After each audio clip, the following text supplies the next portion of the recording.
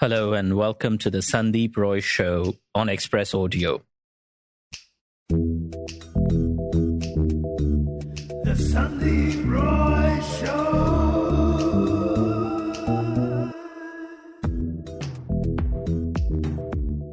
When it comes to the environment, we are just used to news that goes from bad to worse. Floods, landslides, heat waves. From Uttarakhand to Wayanad, the news seems grim. We lay a lot of blame on climate change, but even without climate change, the environment is caught in a tug-of-war.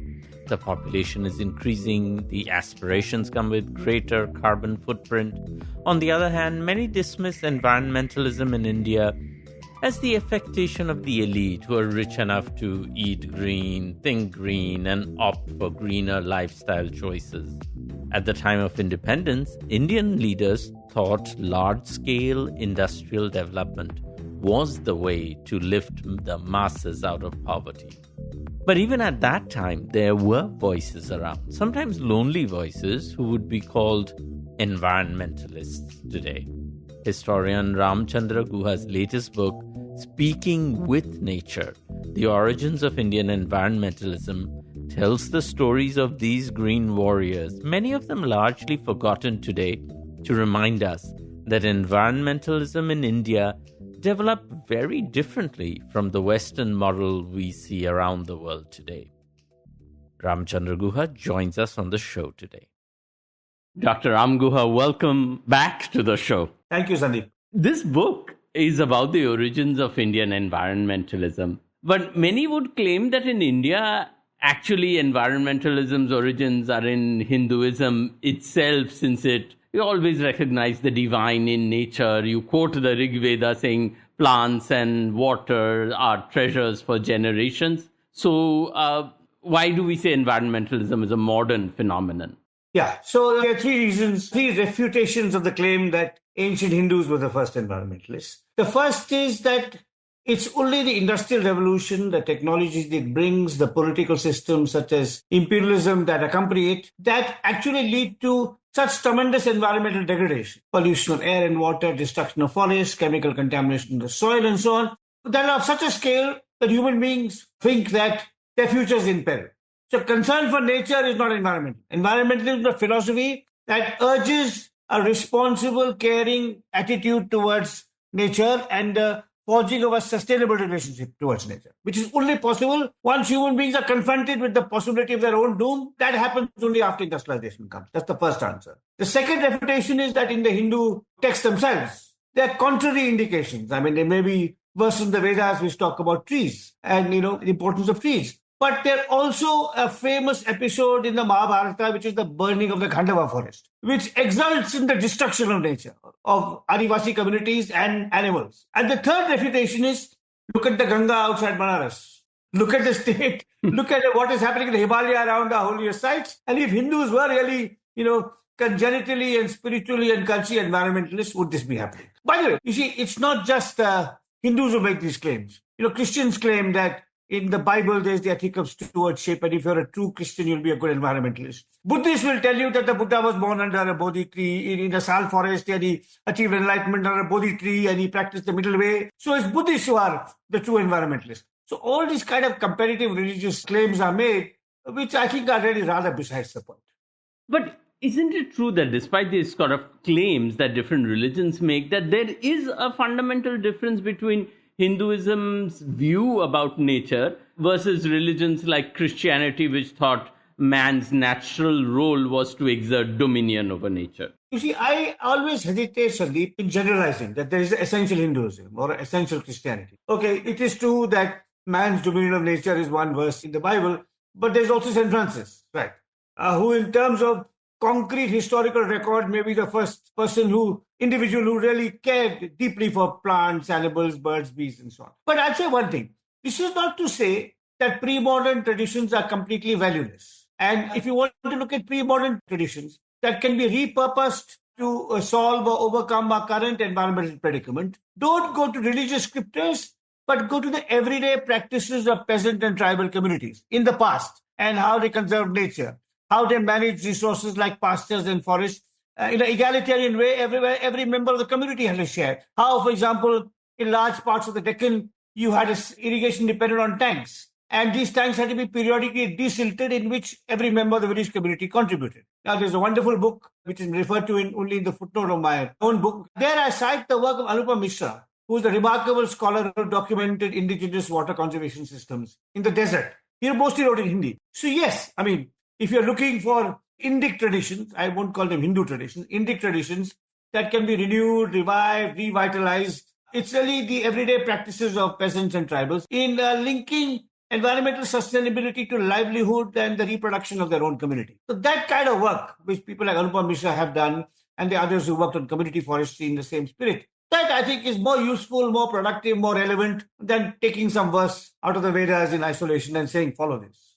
But do you think there's also a risk that we sometimes run in over-romanticizing these traditions you're talking about, tribal traditions and stuff? I mean, because these are small groups of people who are not part of industrial revolution. So by default, their footprint is much lower. Right. And we now sort of believe that they innately understood how to maintain balance. I think they did understand, because they were living with, unlike you and me, who are in the city, whose entire life is separated from trees, plants, water, soil, etc. So they understood this.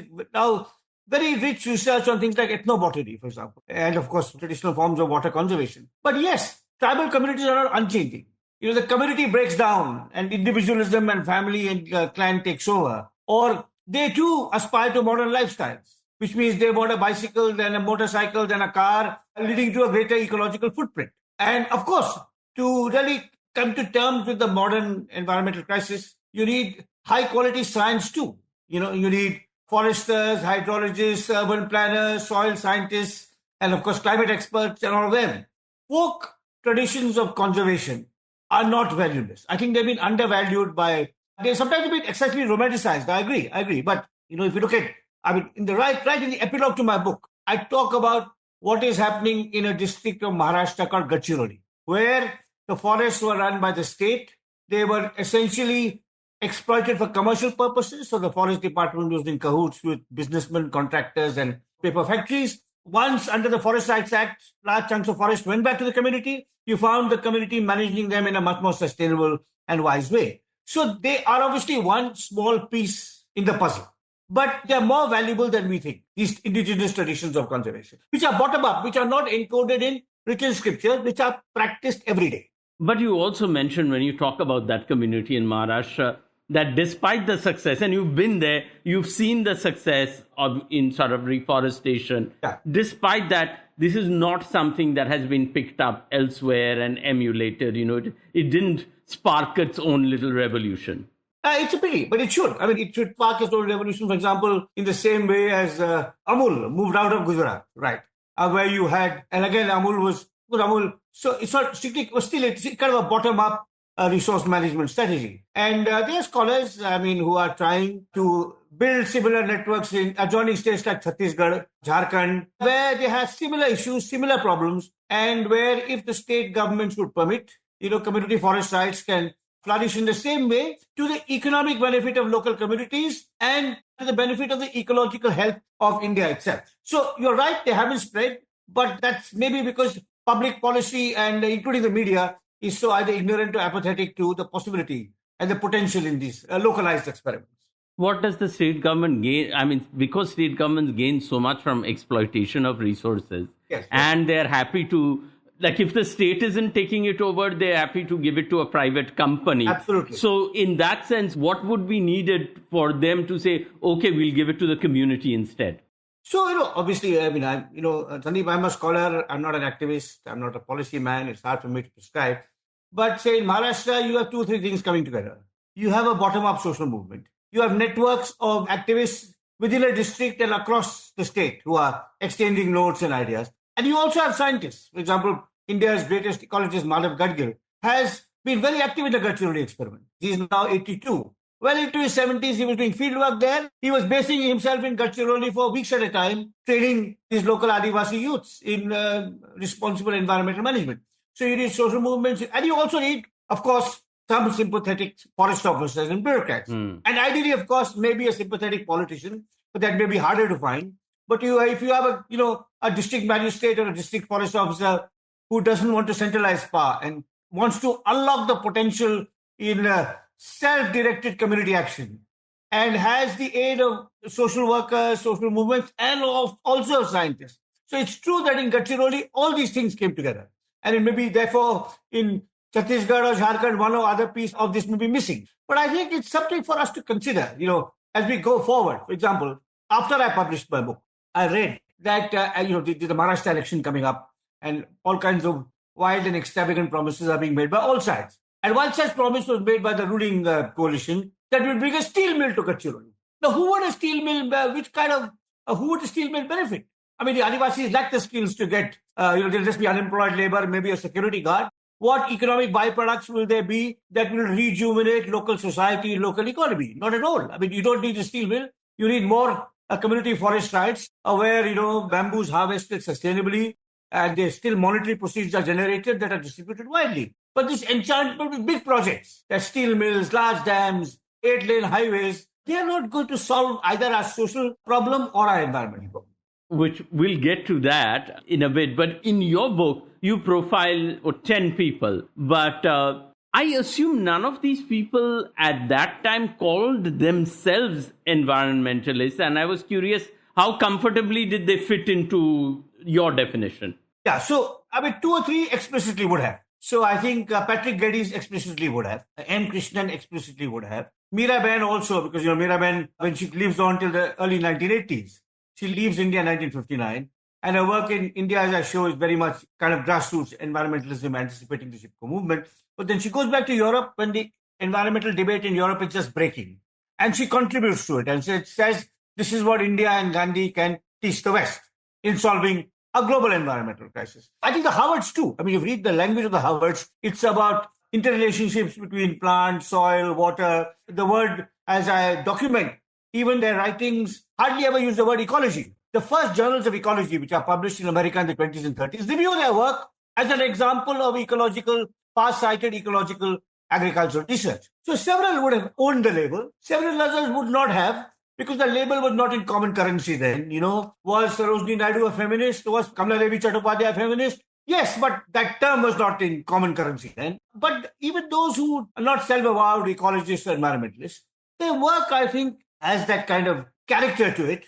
And in my view, it is what is characteristic about the Indian tradition of environmentalism, which I document in this book, that it's a social ecology. It's taking people along with them. It's not just about protecting beautiful landscapes or endangered species. So when you read their works, when you read Tagore, you can see a recognizably environmental language, that you can link to the present. Or even the Gandhian economist J.C. Kumarappa, whose ideas were then picked up by E.F. Schumacher, who's an icon, whose book Small and Beautiful is a kind of icon of the Green Movement. So I think it's fair to claim all of them broadly as contributing to the first wave of Indian environmentalism.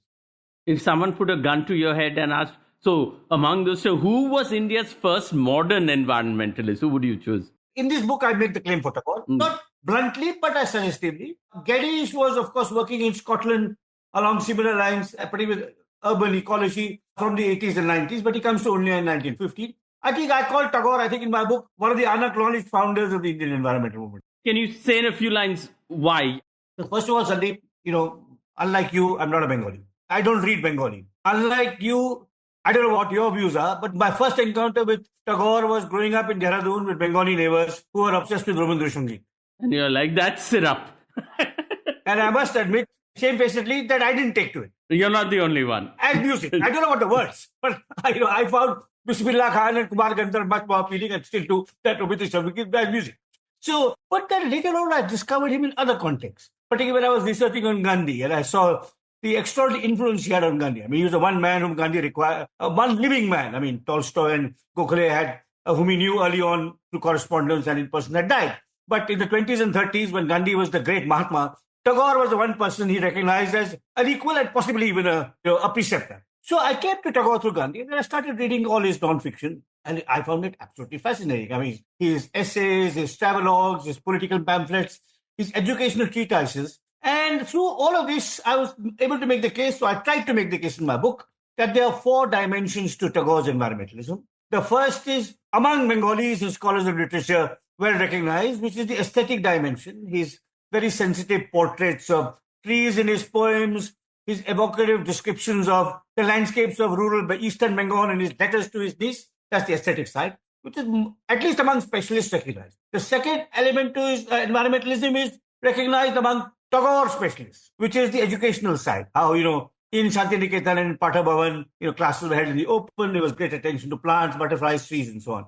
But there's a third and a fourth side, which is much less visible in the literature, popular and academic literature. The third is the political side. I mean, Tagore, unlike, say, the first great anti-colonial scholars and thinkers in India, like Dadabhai Nauroji and R.C. Dutt, argued that colonialism, British colonialism, was a system of economic exploitation. Then you had, of course, people like Tilak and Nehru saying it's also a system of political domination. But Tagore, I think, is the first to show imperialism is also a system that leads to the environmental devastation of the colonies. And he says these civilizations are cannibalistic, European civilizations. They overrun other cultures and they grab their resources. There's a clear ecological dimension to the idea of the ecological footprint, which is now quite common. But Tagore anticipates it, that to sustain Western prosperity, you need forests, water, energy, minerals from all over the world. So the fourth is the prophetic dimension. I quote in my essay, a lecture he gave in Sriniketan, which talks about what will happen to the earth, what gluttony, this kind of gluttony will do to the earth. So he's describing really what Indians and other people are doing to the earth today, which is why I called my chapter the myriad-minded environmentalist. Tagore, environmentalism is aesthetic, it's educational, it's political, and it's prophetic.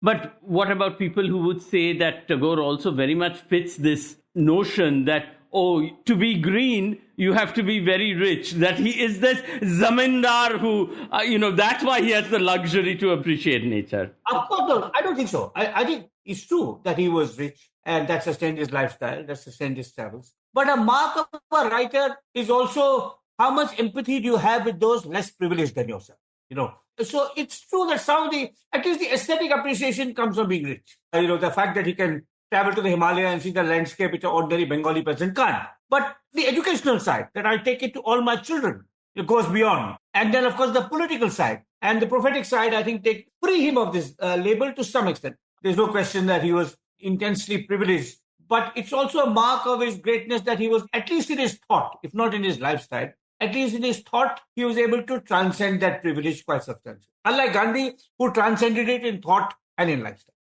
How come Gandhi is not, though he appears in many of the chapters in these people's lives, did you consider putting him in the list? I did very much.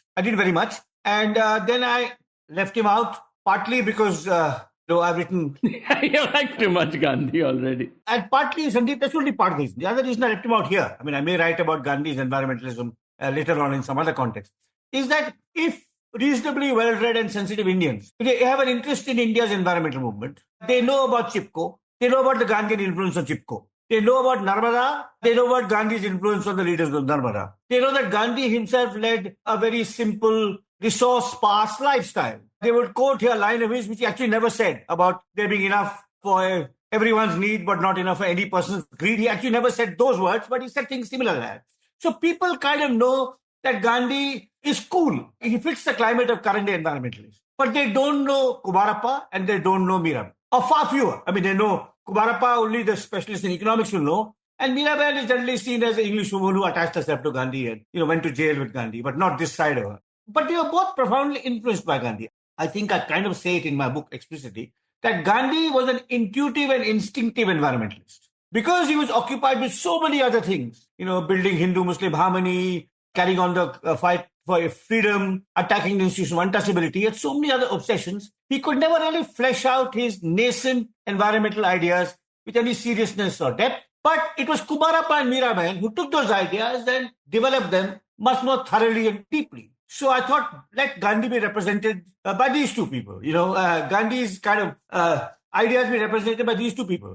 Some of the early environmentalists that you talk about, not in India, but in the West, who are regarded as the founding figures, John Muir, people like Madison Grant and all, they also had this very problematic history where they were, in terms of their views on race, yes. Many believed they were believers in eugenics, and they were sort of conserving nature basically for people like them, for Absolutely. European stock, and they thought of Native Americans or African Americans, they're dirty, lazy, uncivilized. Yeah. So did Indian environmentalists have any of that sort of blood and soil rhetoric, which later, of course, the Nazis weaponized? Well, not blood and soil, but many by contemporary, I mean post-Chipko, from the 70s onwards, many modern-day Indian environmentalists have an elitist attitude. Tribals are a problem. I mean, since you lived in California, you would have heard the name of John Muir all around you in those years. John Muir said that sheep are hoofed locusts. So sheep can't be, the villagers can't get the sheep. And Native Americans were invisible for him. Similarly, you have wildlife lovers, wildlife scientists in India writing in the 80s, 90s, and today, of course, the urban affluent middle class who hold those views, who want to go to a tiger sanctuary, want to see their first tiger, want to capture it from 25 different angles and come back to their air-conditioned home in Bangalore or Delhi or Bombay and show these slides to their friends and think these tribals are their problem. Why are the villagers there? Why, when I entered Bandipur, was one, I went to see the wild buffalo, the gaur, and why was this bloody wretched domestic cattle grazing there? So you do have that kind of, preserved nature only for people like me and my friends, right? And that is what I term speaking for nature environmentalism, while my protagonists are speaking with nature, because they're also into human communities, social justice, equality of access. But yes, I mean, and I write at the end, in my last chapter, which is on M. Krishnan, whose work as a naturalist and a writer and a photographer I greatly admire. And I talk about the many aspects of his work, but I also say there was this fatal flaw that, like John Muir, he believed that human beings were an intrusion. And these are not just ordinary human beings. They are like the Native Americans. These are peasants and tribals who have lived in those forests and coexisted with those animals long before Krishnan or John Muir or you or me went on our safaris. Right. So yes, there is that elitism, absolutely.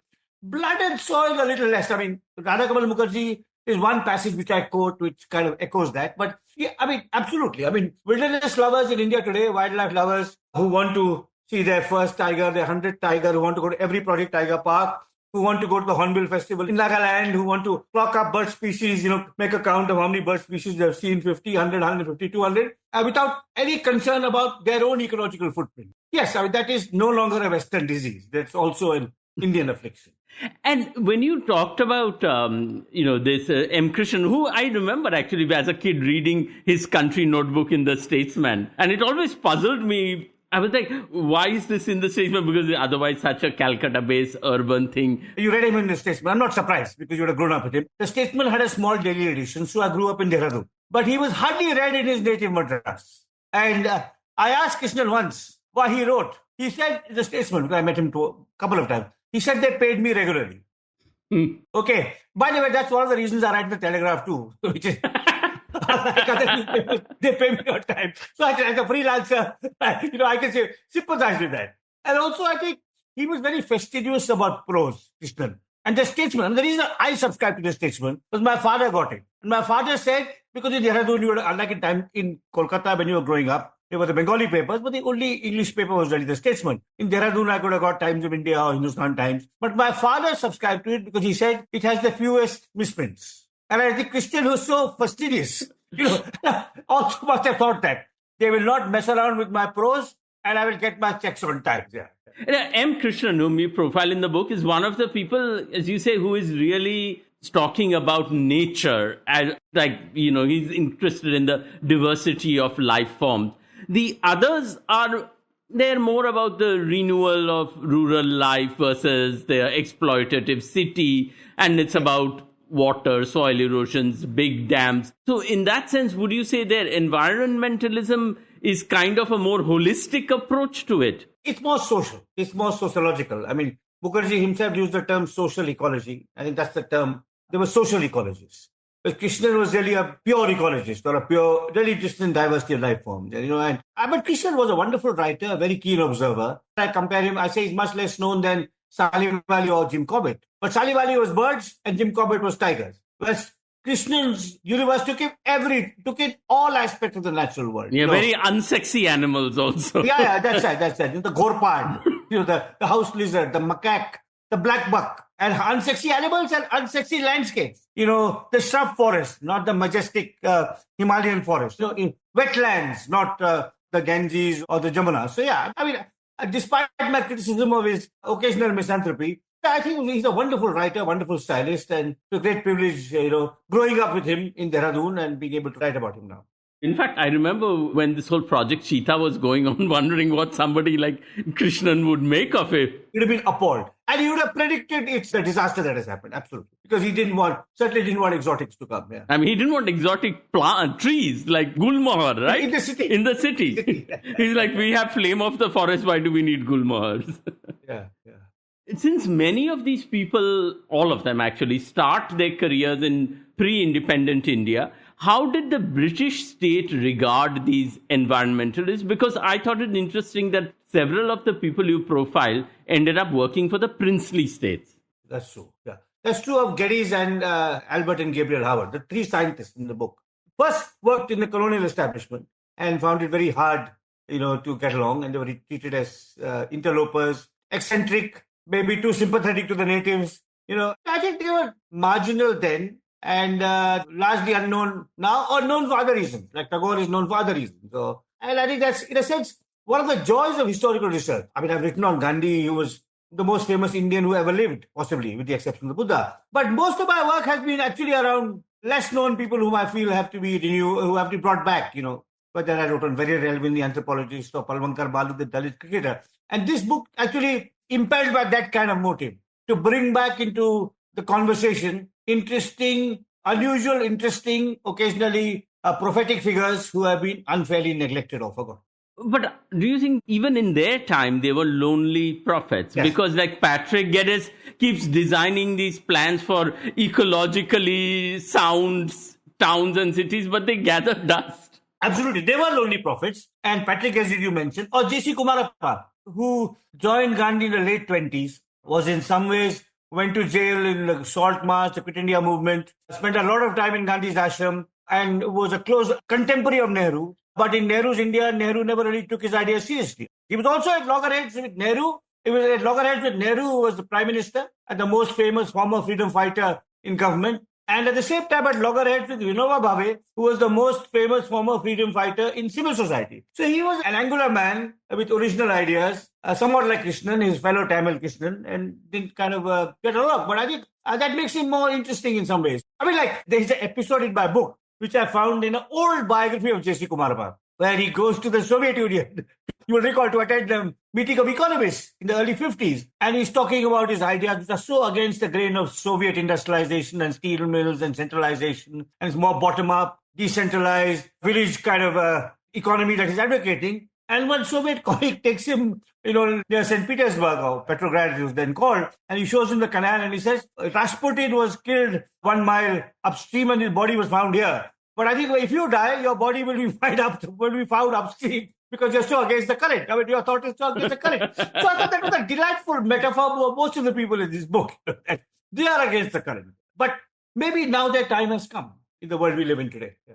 Nehru, of course, was this avid admirer of the Soviet model of industrial development. What was his stance on environmental issues? Well, he subscribed to the conventional view, not just he, across the spectrum. So among the great figures in the Indian freedom struggle, Subhash Bose, Nehru, and Ambedkar, who are kind of all felt that heavy industrialization was the solution to India's problems of mass poverty. Ambedkar, of course, fought with Gandhi on other counts. But Bose and Nehru admired Gandhi for Hindu-Muslim harmony, for his integrity, for his decency. But they both believed his economics was profoundly wrong. Kumarappa, on the other hand, agreed with Gandhi that blindly emulating the Western model of industrialization, which was centralizing, energy-intensive, resource-intensive, capital-intensive, would be a mistake for a country like India. And he was in a very small minority at the time, and which is why he joined the National Planning Commission, which Bose had set up under Nehru's chairmanship, and left quickly. Then he joined the Planning Commission when Nehru was Prime Minister, or its advisory body, and found he couldn't function there. I mean, part of the reason, of course, for Kumarappa's inability to be heard was his own personality. Sometimes dissidents don't know the art of polite conversation, let alone the art of compromise. So, like I quote in my book, Mahadev Desai, Gandhi's great secretary, saying that Kumarappa is a violent exponent of nonviolence. So that sometimes that happens. When you feel that no one is listening to you, I'm telling you the truth, and no one can see it, then you articulate your ideas in an even more shrill and polemical and angry language. I mean, that's occasionally I've been subject to this, I've been susceptible to that myself. Okay, the prevailing wisdom at that time was heavy industrialization is needed to lift masses out of poverty. But when it came to forests, the British were accused of treating forests as basically a resource. They wanted to take it away from tribals or people who live there and say, because they need the timber for their railroads and all of that. Did that change after independence in the state's attitude towards forests? Not at all. I mean, I've written about that in the past in my earlier writings, that the state, all that happened was commercial exploitation intensified. State control became more rigid. And it's only after Chipko in the 70s and 80s that the chokehold of the state slightly loosened, only slightly. And there was a little more concern for equality and at least lip service to community rights. But basically, the post-colonial state continued colonial forest policies to the extent of the forest officials wearing khaki like policemen. They were there to police the forest from the Indian citizen. So yes, I mean, that's something which is deeply, deeply unfortunate. I mean, the way our forest service evolved. So when someone like Nehru sends Verrier Elwin, whom you profile in the book, to the Northeast, which is sort of virgin, untapped territory, what did he want Elwin to do there? Nehru had a great interest in cultural diversity. Not just Hindu-Muslim harmony, which he's known for, not just the fact that he was reluctant to impose Hindi on the South because he knew the southern states had their own restricted traditions, but he was interested in artistic, musical, aesthetic diversity in forms of dress, cuisine. I mean, he certainly didn't believe in one nation, one everything, right? Now, so from that point of view, he appreciated tribal culture and folk poetry and songs. Elwin's writings had acquainted him with some of that. But of course, he didn't really understand the roots of the environmental predicament. He was absolutely committed to full-scale, centralized, energy-intensive industrialization. Elwin was sent to the Northeast mostly for strategic reasons. This is a no-man's area between India and China, which the government of India had inherited after the British went. So what is now called Arunachal, which was then northeastern frontier provinces. No congressman had ever been there. Hardly any Hindu or Muslim had ever been there. They were all different tribal communities and quite different from the tribal communities of central India.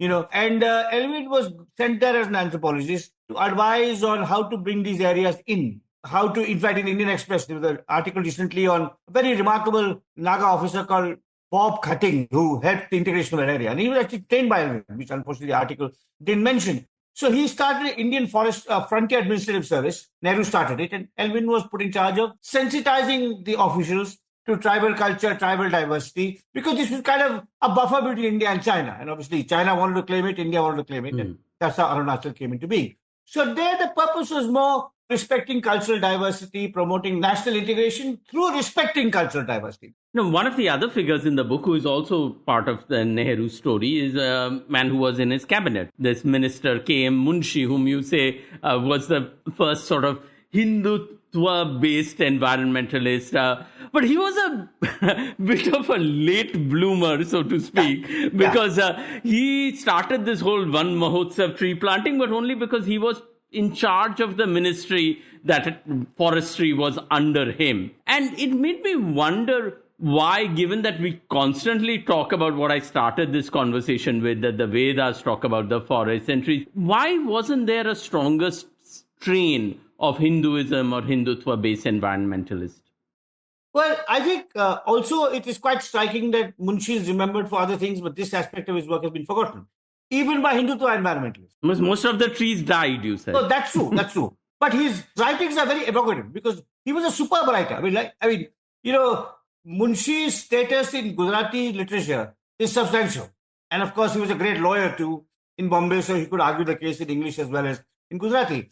So he was, as you suggest, an opportunistic environmentalist. He was a writer, lawyer, a politician who happened to join Nehru's cabinet, and he would have wanted the law education portfolio, but he was given food and agriculture with responsibility of forests instead. And there he, used his knowledge of Hindu scriptures and Hindu myth to talk about how the forest was so central to, our spiritual and cultural traditions. And this, which is why we needed to plant forests to protect the soil, to guard against floods and so on and so forth, to restore our granaries and revive our cattle stock and all of that.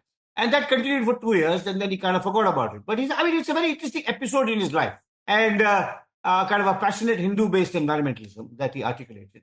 One of the things I mentioned in my book, which your listeners may not know, Sandip, is that it was Munshi who coined the term Vishwaguru. When he started the Bharatiya Vidya Bhavan in 1938, the hope that India would be a Vishwaguru comes from Munshi. I mean, as I said, he's very widely read in Gujarat still for his novels. He was one of Bombay's most successful lawyers. I mean, he was like, you could say, the Kapil Sibal or the Harish Salve of his day. I mean, he was he was a right-hand man of Patel. He was the last Indian representative in Hyderabad when Hyderabad was annexed by the Indian state. But this side of him was kind of unknown till I kind of stumbled upon it in his speeches and writings while he was minister. And now today there is a vein of Hindutva environmentalism today. You will find people who will of course say that ancient Hindus were natural environmentalists, but people will make the argument, for example, that dams should not be built in the Himalaya because they will defile the Himalaya, and so on and so forth. So I think he was a quite fascinating character whose brief environmental interlude in his career, in his otherwise widely diverse career, it's kind of been forgotten. I mean, there have been 2 books and several articles written on religion-based environmentalism in India today. They don't mention Munshi. He's just disappeared off the map. But that's interesting because there's so much a tendency now in this age of the Vishwaguru, to bring back these figures to the forefront. So perhaps modern-day environmentalists would not be ill-served to resurrect the likes of Munshi because it might serve their purpose. We build a greater coalition. You're right, because we're always looking for precursors. And sometimes the Hindu right, when it draws these precursors, sometimes it does so with less than persuasive, in shall we say, claiming Vivekananda as one of its ancestors, but it tries nonetheless. And Munshi was really an authentic ancestor of Hindutva environmentalism, and it's rather curious why previously he was not recognized as such. So what lessons do you think these people offer that homegrown Indian environmentalism could look different from the one coming out of the West? So I think, clearly that a concern for human community, a concern for social justice must be an integral part of, the environmental movement as we go forward. That's one thing. The other, and the only broad lesson, as a historian, one can't give specific guidelines on how to make our cities more habitable, how to restore biodiversity in our degraded forests and so on. That's far beyond me. But 2 or 3 general lessons. One is that, what I've just said, that a truly meaningful environmentalism would marry a nature with a concern for underprivileged human beings and carry both along, because that would be crucial. A second would be that public policy must, more governments of all kinds, all parties, state governments and central governments, must make more use of the remarkable and very deep scientific expertise India now has in the environmental domain. So the 1970s, when CHIPCO broke out, it was popular movements who contributed to environmental discussions. But in the last 50 years since, we have many new research institutes and older research institutes in which scientists work who are specialists in biodiversity, in water management, in hydrology, in soil science, in urban planning, in transport, energy. And I think I don't talk about it in my book, but this is something, since I have worked with many of these scientists who do their work, who are published in papers, who are internationally recognized experts, but I never consulted when a new project, a new infrastructure or road project or energy project is started by any state or central government. So that's the second lesson. The third lesson, broad, a takeaway you can say from this book, is that even if there was no climate change, India would still be an environmental disaster. So the environmental predicament is much more than climate change. Having said all of this, Sandip, mine is a work of, it blends history and biography. So it's about 10 individuals whose lives are not that important, but their thought is. Their thought is precocious, pioneering, innovative, interesting. The older I get, the more I hesitate to be a prophet or a policymaker. I am a scholar writing about the past from the perspective of the present, but it's for every reader of the book to make of its arguments what they will. I thought the older you get, the more you are supposed to be a prophet. With your beard, like Gurudev. Like Gurudev. You can be your own Vishwaguru. Or Gurudev. I can be my own Vishwaguru. But since you mentioned CHIPCO, that was such an exciting period in environmentalism in India. And your first book was about CHIPCO. But even though you say now there is a lot more expertise, technical expertise, institutes and all of that, to people from the outside, it feels like much of what CHIPCO achieved got chipped away, so to speak. CHIPCO was one of several social environmental movements across India.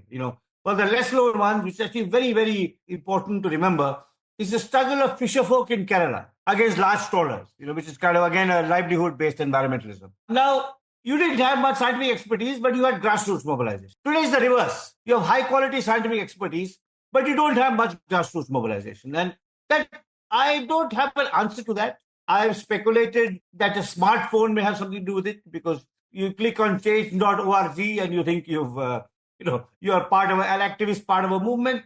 The repressive attitude of the state, not just the current BJP government, but even the Congress government, UPA government of 2004-2014, was very quick to invoke this traditional law to crush grassroots activism. So now there's the other kind of disjunction. And I think to go forward, to really come to grips with the many different kinds of environmental challenges India faces today, we need citizens' action and we need really robust scientific knowledge both. And maybe we'll one day get there. It's too late. But people like Madhav Gadge, whom you mentioned, spoke somewhat despairingly after the floods in Wayanad, where he said that every year these makes news. There's this annual devastation in Uttarakhand happens, in whatever happened in Wayanad recently. There are these polls that show climate anxiety is foremost in young people's minds. And yet we keep building and we keep blasting through mountains. And there's no sense of what it will take to change. It is. But I think it's the fact it is. I mean, I would say that I am depressed but not despairing. Depressed because of all that you say. And not despairing because the young are much more aware and alert than I was or you were. And if you recall, when I was a college student in the 70s, or when you were a college student a decade or 2 decades later, these things young people were not so aware, so knowledgeable, so concerned, so anxious. And maybe now that they are, some of that might, translate into effective action. But it is still as I said, I'm depressed, not despairing. Well, to end on a slightly hopeful note, your book is out there talking about the origins of Indian environmentalism, profiling figures that many of us don't necessarily know about. But are there any other books you would recommend on the environmental, especially for young readers, whether they're biographies or histories that would appeal to them? So I think I'd say this, that in my acknowledgements, I thank about 20 odd Indians who are sociologists, historians, journalists, activists and scientists and economists, encounters with whom have influenced and shaped my own thinking.